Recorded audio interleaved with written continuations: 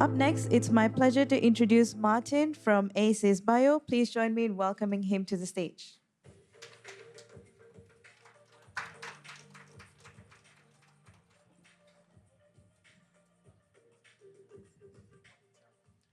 Hi, welcome also from my side.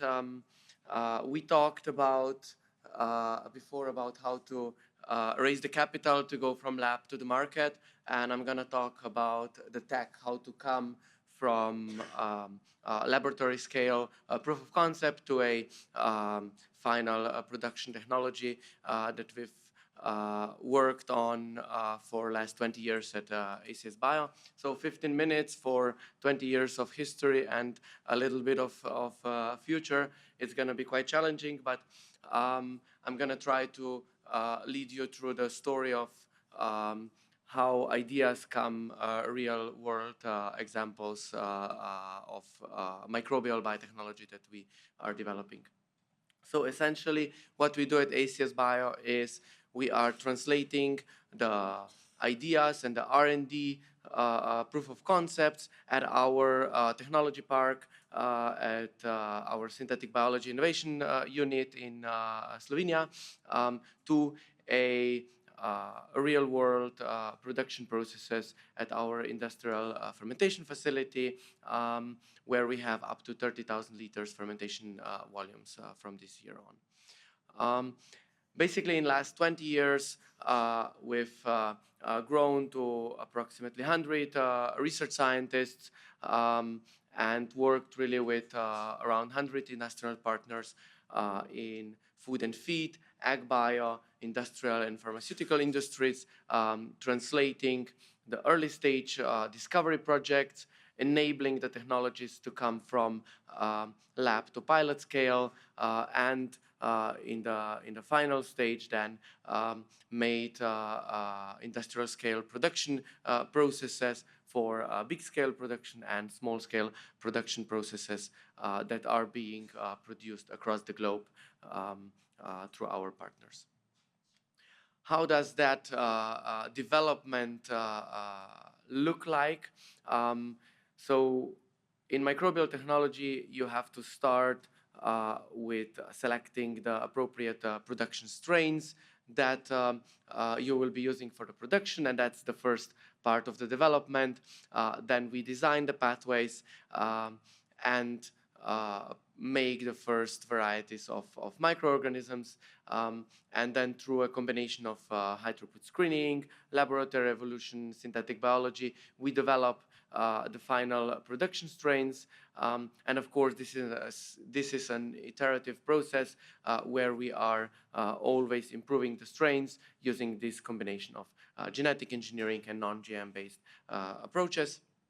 And then in the later stages, we go towards bioprocess optimization, developing the downstream processing, and scale that at our commercial demonstration facility, and then also do the production.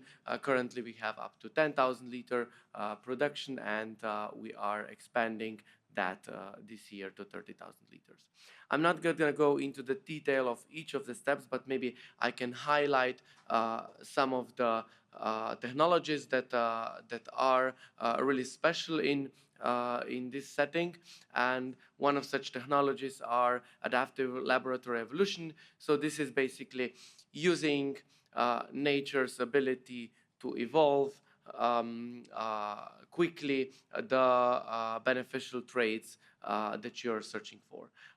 Using adaptive laboratory evolution, we can enhance growth rate, elevate resistance to toxic products or media components, and we can increase productivity or titer of the products that we are developing.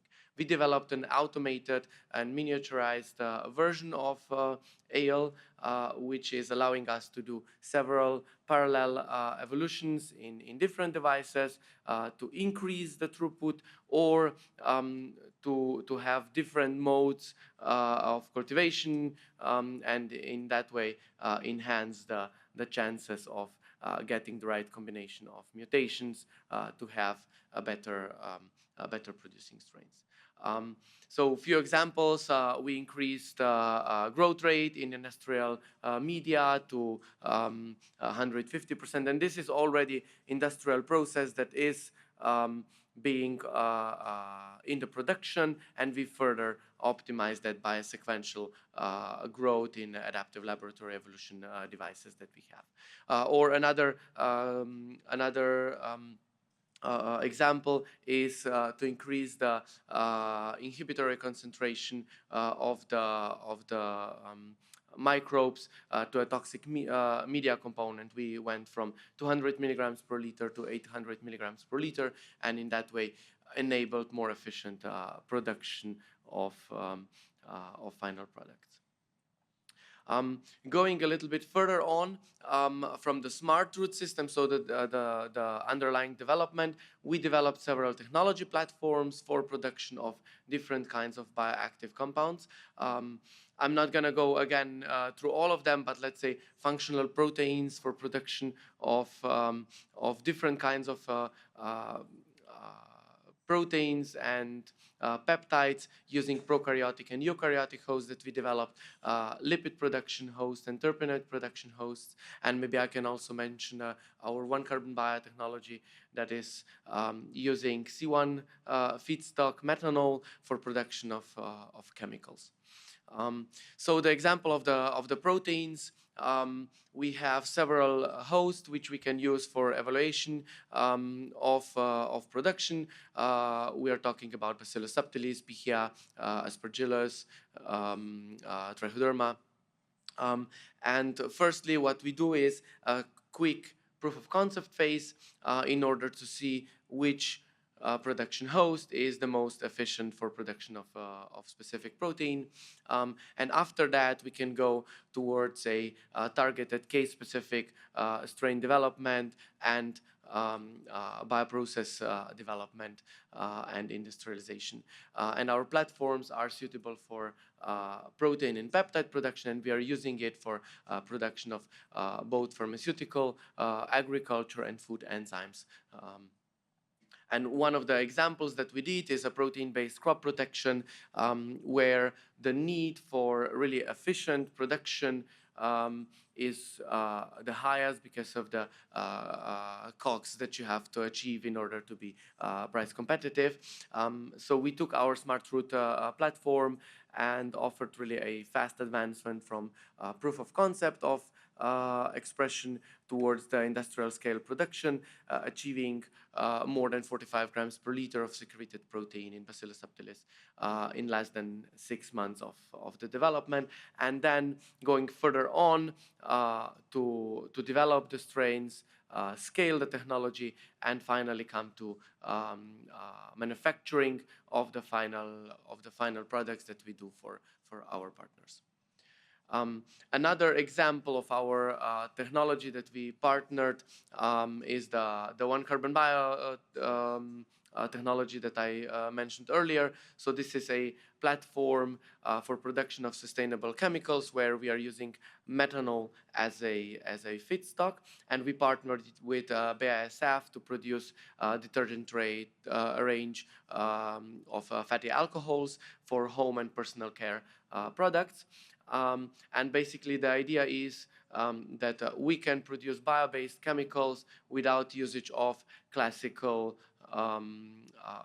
carbon feedstock that is competing with our food chain. And our part of the development here is the development of proprietary strains and scaling up the production process that will be later produced at BASF. So as a whole, we can work as a flexible CDMO partner where after we develop the strains, we can go towards development of efficient bioprocess, scaling up the technology, and then also during the development scale down the process to see the correlation so that further development of the strains can be efficient. And with our 20 years of experience, we can work with different kinds of organisms. We have a vast experience working with variety of the most common organisms, but also more exotic ones that we've tackled. Then we can offer the scale-up services in our facility, where we have really interconnected different vessels. We can scale up to 10,000 liters at the moment, and later in the year we'll be able to scale up to 30,000 liters. We can do the early stage DSP conceptualization and test the robustness of the process during that development. And because of that modular design, we can really interconnect and basically execute a lot of different processes. So our track record in biomanufacturing is working with more than 80 partnerships with leading biotech and chemical companies, and scaling more than 25 technologies up to date with variety of well-known partners across the industry in ag, bio, food, feed, and industrial or sustainable chemical production. We can do that because of our versatile biomanufacturing capabilities. So not going into the details, but a lot of different fermentation vessels, enabling us to scale different kinds of process conditions from batch, continuous, aerobic, microaerophilic fermentations, and then combining that with versatile downstream processing, and very importantly, very versatile analytical tools where we can both see what's happening on the development side, but also looking at the production and knowing what is happening during the production, which is very important in this earlier stages of scaling and producing. So with that, we can be really a flexible CDMO partner where we can interchange the CMO and CDO aspect. So through starting with a CMO approach, starting the production of early stage technologies, and with this link to the development services that we have, we can do the continuous improvement of the technologies in incremental steps, rather than waiting for the next big change in the strain or in the process to be able to put it into the CMO aspect. And also with our vast experiences in the field, we work with our partners to expand their product portfolio. So this is a real example where we started with one product, and through production process development, we scaled and formulated then also new products, and we finally have now 4 products in current production with a partner over the time of 3 years. So that was, let's say, the past, and what we are looking in the future is to really become a flexible biomanufacturing hub, where we are combining innovation with the industrial scale biomanufacturing. And with the expansion, the first one to go towards 30,000 liters, and then further on we have plans to go towards even bigger volumes for dedicated products. We can leverage the economies of scales for better productivities and better economic value that we can achieve with larger fermentation volumes. And yeah, in the last 20 years, we solved quite a lot of microbial technologies, and we have a crucial know-how to solve the needs that every microbial technology needs if it wants to come from an idea to a final production process, starting with which sustainable fermentation feedstock do you want to use, how to actually develop the efficient strains using a combination of synthetic biology pathway prototyping using different platform chassis strains and complementing that with non-GM based techniques and adaptive laboratory evolution, and then based on that develop a very efficient bioprocess and downstream process that will be able to be the final production process. So with that, I would like to thank for your attention, and yeah, I'll be happy to talk to you after the talk if you have any specific questions. Thank you.